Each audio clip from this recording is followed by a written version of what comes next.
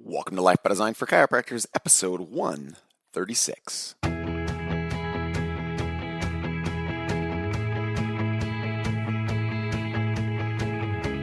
Welcome to Life by Design, the podcast for chiropractors. Here's your host, Dr. Jamie Richards.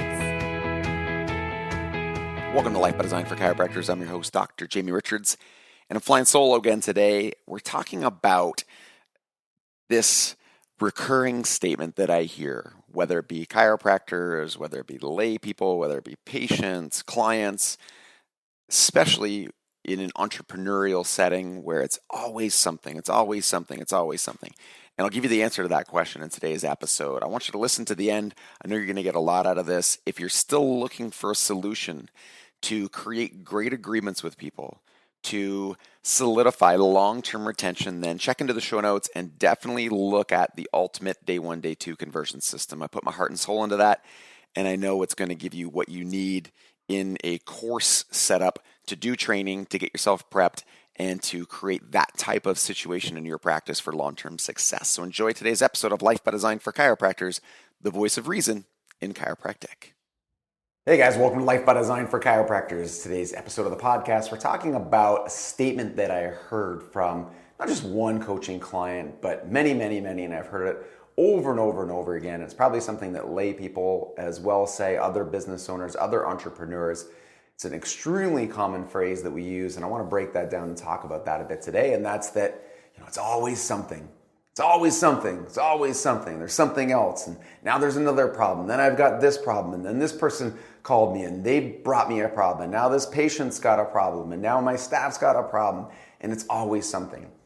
And the reality of that is, it is always something. And it always will be something. And once you change the narrative about that, once you change the framework about how you look at that, then everything changes. And that doesn't mean that it's not always something. That doesn't mean that there's not always going to be a problem. There is. And I'm telling you right now, if you think that you're going to get to that next place where there's no problem, and then you finally get there, and then everything's going to be okay, it's not.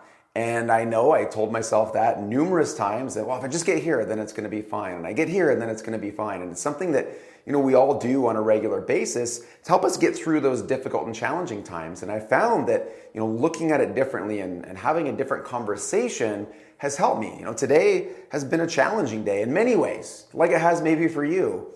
And some days are I don't want to say better than others, but some days have more problems than others. And it just depends how you decide to look at that. But the first most important thing is to just consider that if you don't have problem A, you're going to have problem B. And so if you split these problems into different categories of big problems, medium problems, and little problems, if your life is filled with little problems, then you're still going to have many of them over and over again. If your life is filled with big problems, you still have problems, but those problems have a bigger impact. Those problems generally come with a bigger reward, and those problems tend to then dilute or dissipate or eradicate, in many cases, those problems that exist. The problems that I generally don't have are problems of what Susie said, or problems of, what's happening on Facebook, or problems of, what's happening with the shutdowns. It's not that we're not immune to those things. They affect our business, but there's bigger problems. Problems like, where are we going to put these new people? How do we contact all of these leads? What do we do with, the need for more classes in the gym? How do we hire more baristas for the cafe? How do we handle all of the Life by Design clients? There's only 4 of us. Those are the big kind of problems that I love to have. Are they stressful? Yes. Are they challenging? Yes. But so is, what did Susie say? And so is, well, Facebook isn't working and it doesn't work for me and I can't figure out how to market. Those problems exist. They're just as stressful. So simply changing the way you look at this and accepting reality. Who would have thought? Life by Design. Reality exists. Accepting reality. And that's, you're going to have problems. You might as well have as big of and significant problems that you could possibly have.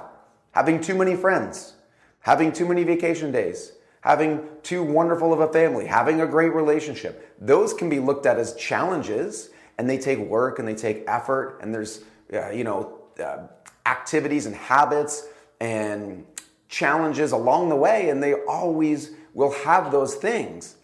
But I'd rather have those than what did Susie say? And is Facebook going to work for me? And what happened on TV? And what's going on in the Kardashians? And all these other things that people get caught up in. Who cares? And when those things come up, I often think to myself, I have other things to do. I'm busy. And so what somebody says, well, I'm really concerned about, what this person thinks of me or what they said about me or what they're saying about my business. I have things to do. I don't have time to deal with that stuff. And you don't either. And it's simply just changing your narrative, changing the way you look at it, accepting that problems exist, and the bigger the problems, the bigger the impact that you can have.